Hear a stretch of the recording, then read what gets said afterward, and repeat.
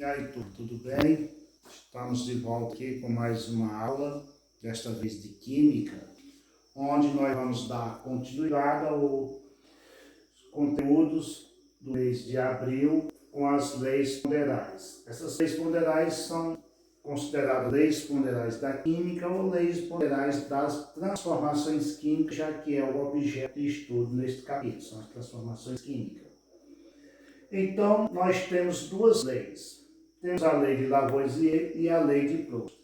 Inicialmente, vamos começar trabalhando aqui com a lei de Lavoisier, onde ela é considerada a lei de conservação da massa, né? A lei da conservação da massa é uma lei de Lavoisier.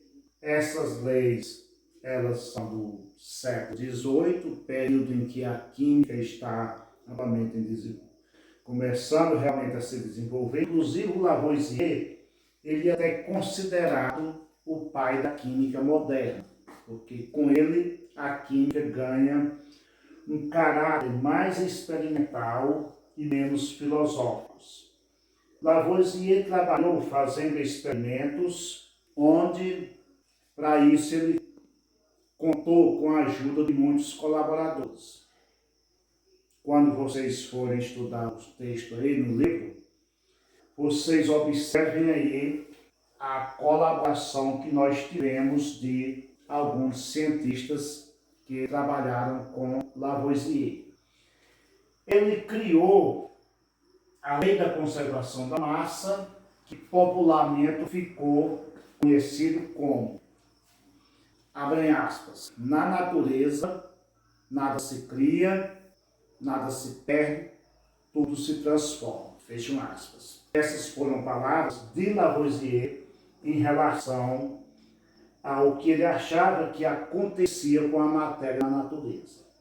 Como as transformações químicas são responsáveis pelas mudanças dos materiais na natureza, então essa lei ela assegura que tudo quanto existe na natureza está passível de sofrer por transformações. E é através destas transformações que são produzidos novos materiais. Inclusive, como nós sabemos, até novos elementos químicos são descobertos a partir de materiais de elementos químicos naturais existentes. Bom, aqui nós temos um exemplo do experimento de Lavoisier. Primeiro, devemos considerar a matéria toda de um modo geral, nos seus três estados físicos, e não tão somente a matéria sólida e líquida. Portanto, ao fazer um experimento, que é uma reação química, lembrando que toda transformação química, ela se processa por meio de uma reação química que pode ser representada por uma equação como essa aqui. Então, aqui é a forma de se representar uma reação química com transformações da matéria. Sendo que, naturalmente, toda equação química, como nós já estudamos desde o ano passado, nós temos o primeiro membro, que são chamados reagentes. Temos essa seta que separa o primeiro membro do segundo membro, e lá no segundo membro nós temos os produtos. Em toda reação química, no mínimo nós devemos ter pelo menos um reagente e pelo menos um produto. Podemos ter mais de um reagente, mais de um produto, e não é necessária a quantidade de reagentes serem iguais à quantidade de produto. O que é necessário ser igual, segundo a lei de Lavoisier da conservação da massa, é a matéria. A matéria das substâncias reagentes tem que ser igual à matéria da substância dos produtos. Então, independentemente da quantidade de substâncias que nós tenhamos no primeiro e no segundo membro, independentemente de elas serem simples ou compostas, a massa tem que ser a mesma. Por isso que a lei é chamada de conservação das massas, porque a massa será conservada. E como nós vamos observar e comprovar que essa massa é conservada? é exatamente medindo ela, ou seja, pesando através do instrumento da balança. Lembramos nós que as reações químicas, para obedecer à lei de Lavoisier, tem que ser processada em recipiente fechado. O que é um recipiente fechado? É aquilo que nós não temos perda de matéria, temos perda de energia. Só lembrando que os recipientes podem ser isolados quando não tem perda de matéria nem de energia, pode ser aberto quando tem perda de matéria e pode ser fechado quando não tem perca de matéria, mas tem de energia. É o que acontece na lei de Lavoisier. Para a gente comprovar essa lei, o experimento tem que ser realizado num local em que os gases possam ser retidos para serem pesados depois, porque a massa desses gases faz parte da matéria dos produtos. Os gases também são produtos. Então é comum, na maioria das reações químicas, a liberação de gases, principalmente as reações de combustão, como é o caso que acontece essa aqui. Aqui nós temos CH4, que é o gás metano. Só lembrando, no livro de vocês, essa reação aqui está escrita com nomes das substâncias, mas aqui eu coloquei a fórmula, que como vocês já sabem, desde o ano passado, é a maneira mais usual para se trabalhar em equações químicas. Então o CH4 é o gás metano. Esse gás ele é um combustível, ele vai reagir com O2, o oxigênio do ar, e vai sofrer uma reação de combustão, que é reação de combustão, uma reação queima. Típicas reações que acontecem com os combustíveis dos motores dos veículos. Vai produzir CO2, gás carbônico, e mais água, H2O. Os valores experimentados, avaliados e comprovados por Lavoisier foram o seguinte: ele colocou 16 gramas de metano, reagindo com 64 gramas de oxigênio. Somando aqui, dá um total de 80 gramas.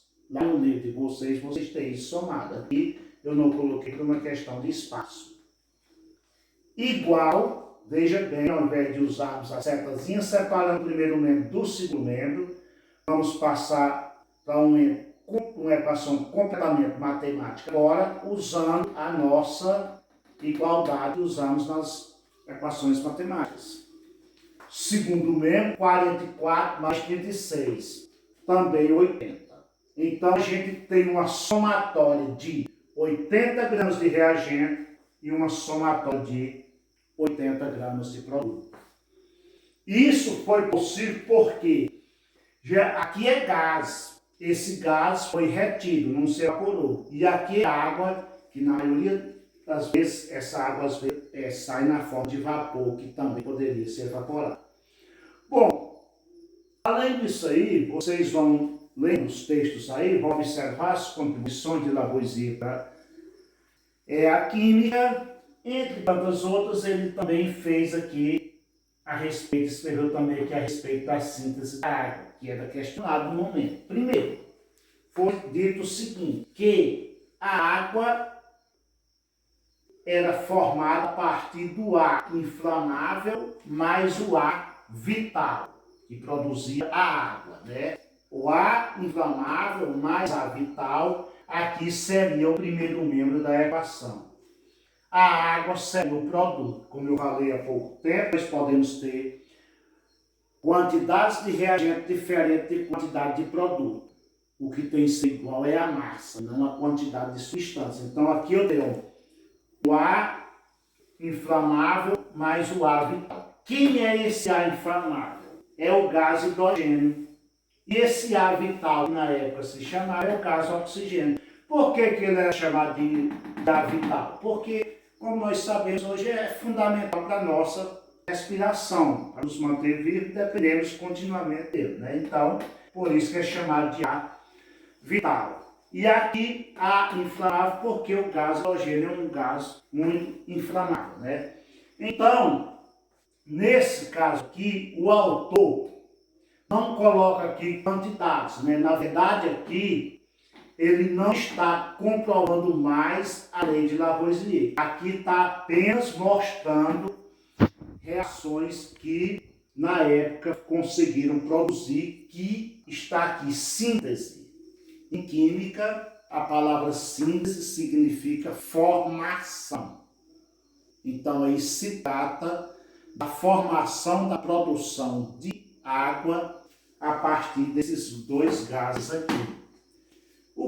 A única coisa que tem a ver com Lavoisier é que não está em termo quantitativo, mas em termo de material. Quer dizer, a água ela não é criada, ela é transformada a partir desses dois gases aqui, do hidrogênio e do oxigênio.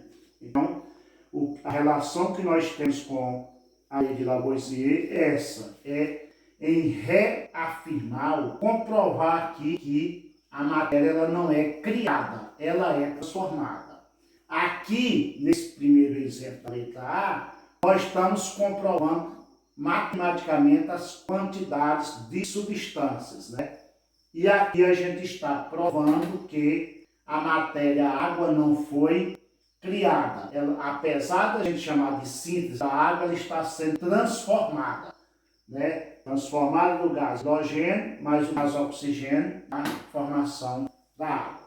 Gente, nós temos ainda a lei de Proust, mas nós vamos deixar para a próxima aula, porque não vai dar tempo a gente concluir, então a gente deixa para a aula seguinte falar a respeito da segunda lei das leis ponderais, que são duas, como eu falei lá no início, a lei de Lavoisier e a lei de Proust. A lei de Proust a gente trata mais das proporções, é chamada de lei das proporções definidas. Tantas gramas, né, de um material vai reagir com tantas gramas de outros, e aí por diante. Então lá vai ser em termos proporcionais, e aqui é em termos realmente quantitativos, em que a gente vai observar essa obediência à lei de Lavoisier. Então, até a próxima semana com a próxima aula.